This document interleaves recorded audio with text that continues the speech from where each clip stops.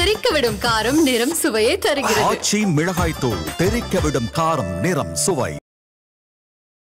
மின்னம்பலம் நேயர்களுக்கு வணக்கம். மூத்த அரசியல் தலைவர், எம்ஜிஆர் காலத்தில் இருந்தே அதிமுகவில் பயணித்தவர், சமீபத்தில் திமுகவில் இணைந்திருக்கும் திரு அன்வர் ராஜா அவர்களுடன் பேச இருக்கின்றோம். வணக்கம் சார். வணக்கம். நலமா இருக்கீங்களா? இப்போ அதிமுகவுடைய முன்னாள் அமைச்சர் கடம்பூர் ராஜு அவர்கள் பேசியிருக்கிறாரு.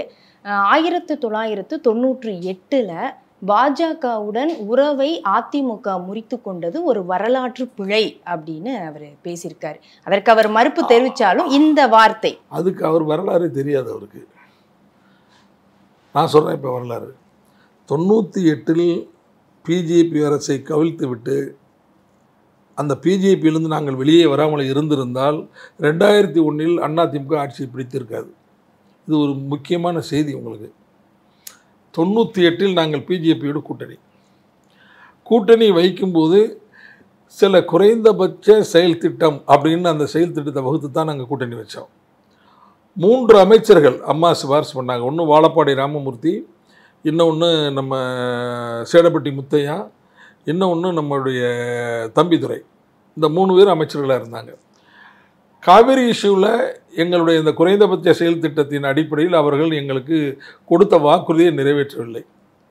ஏன் அவங்க நிறைவேற்றவில்லைன்னா, பிஜேபிக்கு கர்நாடக மாநிலத்தில் கொஞ்சம் தாக்கம் இருக்கிறது, ஆனால் தமிழ்நாட்டில் தாக்கம் இல்லை.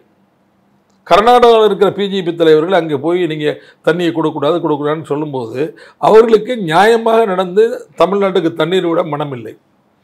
அம்மா எவ்வளோ கேட்டு பார்த்தாங்க, முடியல. வாழைப்பாடி ராமமூர்த்தி நீங்கள் ரிசைன் பண்ணுங்கன்னு சொன்னாங்க. ரிசைன் பண்ணிட்டார் அவர். ரிசைன் பண்ணிவிட்டு அந்த நம்ம சென்னையில் வந்து இந்த இதில் பனகல் பார்க் இருக்குல்ல, அந்த பார்க்கில் உண்ணாவிரதம் இருந்தார் ஒரு 4 முறை மத்திய அரசாங்கத்தை கண்டித்து. அம்மா தான் போய் சாயங்காலம் அந்த உண்ணாவிரதத்தை முடிச்சு வச்சாங்க. இது ஒன்று. அப்புறம் கொஞ்ச நாள் கழிச்சு அம்மா என்ன பண்ணாங்க, நம்ம சொல்கிறத நீங்கள் கேட்க மாட்டேங்கிறீங்க, அதனால் நாங்கள் வந்து எங்கள் அமைச்சர்கள் ராஜினாமா பண்ணுறாங்க, நாங்கள் எங்களுடைய ஆதரவை பிஜேபிக்கு தந்த ஆதரவை விலக்கிக் கொள்கிறோம் அப்படின்னு சொல்லிட்டாங்க அம்மா. சொல்லுன்னா ஜனாதிபதிகிட்ட கடிதம் கொடுத்துட்டாங்க. கடிதம் கொடுத்தோன்னா அவங்க என்ன பண்ணாங்கன்னா, நீங்கள் வந்து உங்கள் மெஜாரிட்டியை நிறுவிங்க அப்படின்ட்டாங்க. நாங்கள் இல்லைன்னா கவர்மெண்ட் இருக்காது. மெஜாரிட்டியை நிறுவிங்கன்னு சொல்லும்போது நம்ம கடிதம் கொடுத்து அதனால தானே மெஜாரிட்டி நிரூபிக்க வேண்டியிருக்கு. அம்மா அங்கே இருந்து அந்த அரசாங்கத்தை ஒரு ஓட்டில் தோக்கடிச்சுட்டு தான் அங்கே வந்தாங்க. இந்த தோக்கடிச்சுட்டு வந்ததுனால என்ன விளைவு ஏற்பட்டுச்சுன்னா, அப்போ பிஜேபி எதிரான மிகப்பெரிய சக்தியாக தென் தமிழ்நாட்டில் அம்மா பார்க்கப்படும் போது கலைஞர் என்ன பண்ணார்னா, இதை பார்த்துக்கிட்டே இருந்துட்டு டக்குன்னு பிஜேபியோட அலைன்ஸ் போட்டார். 99 கலைஞர் பிஜேபியோட கூட்டணி வச்சிட்டார். அப்போ நம்ம தனியே நிற்கிறோம், தமிழ் மாநில காங்கிரஸ் எல்லாம் தனித்தனியே நிற்கிறாங்க. அப்புறம் 2001 அசம்பிளி எலெக்ஷன் வரும்போது அதே கூட்டணி தொடருது. பிஜேபி ப்ளஸ் திமுக கூட்டணி தொடருது. அம்மா என்ன பண்ணுறாங்கன்னா, மதச்சார்பற்ற சக்தியில் பூரா ஒன்று சேர்க்குறாங்க. அம்மா, நம்ம இவர் மூப்பனாரோட சேர்ந்து காங்கிரஸு, அப்புறம் லெஃப்ட்டு ரைட்டு பாமக, எல்லா கட்சி, முஸ்லீம் லீக், அவ்வளவு கட்சியும் சேர்த்துட்டாங்க. 2 முஸ்லீம் லீக், அப்துல் லத்தீஃபுக்கும் ஒரு சீட்டு கொடுத்தாங்க, ஒரு காதர் மீதனுக்கும் ஒரு சீட்டு கொடுத்தாங்க. அவ்வளவு கட்சியையும் சேர்த்துக்கிட்டு 141 இடத்துல தான் அதிமுக போட்டி போட்டுச்சு. அதெல்லாம் நீங்கள் யோசிக்கணும். 141, இவ்வளவு தைரியம் வேறு யாருக்குமே, வேறு எந்த அரசியல் தலைவருக்கு வராது. 141 தான் அம்மா போட்டி போட்டு 8 இடங்களில் தோற்று 133 இடங்களில் ஜெயிச்சு ஆட்சியை பிடிச்சிட்டாங்க. நான் சொல்கிறது புரியுது அவங்களுக்கு?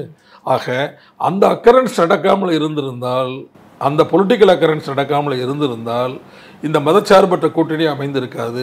அதிமுக 2001 ஆட்சியை பிடித்திருக்காது. இந்த சம்பவங்கள்லாம், இந்த வரலாறுகள்லாம் கடம்பூர் ராஜுக்கு தெரியாது.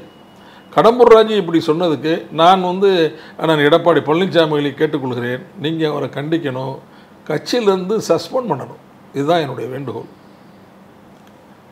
அம்மா செய்த ஒரு மிகப்பெரிய அரசியல் நிகழ்வுக்கு இவ்வளவு 20 ஆண்டுகளுக்கு பிறகு ஒரு அதிமுகவை சேர்ந்த ஒரு சட்டமன்ற உறுப்பினர் அதில் குற்றம் காணுகிறார் என்றால், அம்மாவின் பெயரை சொல்லி கட்சி நடத்துகின்ற நாம் அதை பார்த்து கொண்டு சும்மா இருப்பது என்பது மிகப்பெரிய அபத்தமானது. இன்னொன்று மறுப்பு தெரிவிக்கும் போது அவர் என்ன சொல்றாரு அப்படின்னா, அன்னைக்கு கலைஞர் அவர்கள் பாஜகவுடன் அந்த கூட்டணி அமைத்ததால்தான் திமுகவுக்கு இவ்வளோ அதிகாரம் கிடைச்சது, இவ்வளவு செல்வாக்கு கிடைச்சது, அந்த இடத்துல நம்ம விட்டு கொடுத்துட்டோம், அவங்க பிடிச்சிக்கிட்டாங்க அப்படிங்கிறத அவர் அவங்க நம்ம விட்டு கொடுத்து அவங்க பிடிக்கலைன்னா 2001 நம்ம ஆட்சி பிடிக்க முடியாது. அது அவருக்கு தெரியல. நான் சொல்ற பாயிண்ட் உங்களுக்கு புரியுதா? 2001 நம்ம கவர்மெண்டே வராது. 2001 நம்ம கவர்மெண்ட் வர்றதுக்கு என்ன காரணம்னா, இந்த மாதிரி கலைஞர் இப்படி போய் பிஜேபியோட சேர்ந்துட்டாரு, இனிமேல் அவரை விடவே கூடாது அப்படின்னு முடிவெடுத்து மூப்பனார் எல்லாரும் மொத்தமாக சேர்ந்து மதச்சார்பற்ற சக்திகள் பூரா அம்மா தலைமையில் அணிவகுத்துட்டாங்க. அணிவகுத்து 2001 எல்லாரும் எம்எல்ஏ ஆக்குனாங்க அம்மா.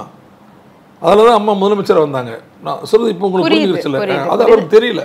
ஆனால் அதே 2004 திரும்ப கூட்டணி வந்துச்சா? அதிமுக பாஜக இவர் என்ன பண்றாருன்னா, கலைஞர் என்ன பண்றாரு, சரி இந்த அம்மா செஞ்சாதான் கரெக்ட், மதச்சார்பற்ற கூட்டணி நம்ம போயிடணும் அப்படின்னு 2004 எலெக்ஷனுக்கு 10 மாதத்துக்கு முன்னால அந்த கூட்டணி விட்டு விலகுறாரு. ஏதோ ஒரு காரணத்தை சொல்லி விலகுறாரு. விலகி அவரை கம்யூனிஸ்டுகள்லாம் அவரை போய் தொந்தரவு பண்ணுறாங்க விலகுன்னு. அவர் விலகி இந்த பக்கம் மதச்சார்பற்ற அணிக்கு வந்துடுறாரு. அப்போ பிஜேபி வாஜ்பாய் அங்கே பிரைம் மினிஸ்டராக இருக்கார், அம்மா அங்கே சீஃப் மினிஸ்டராக இருக்காங்க.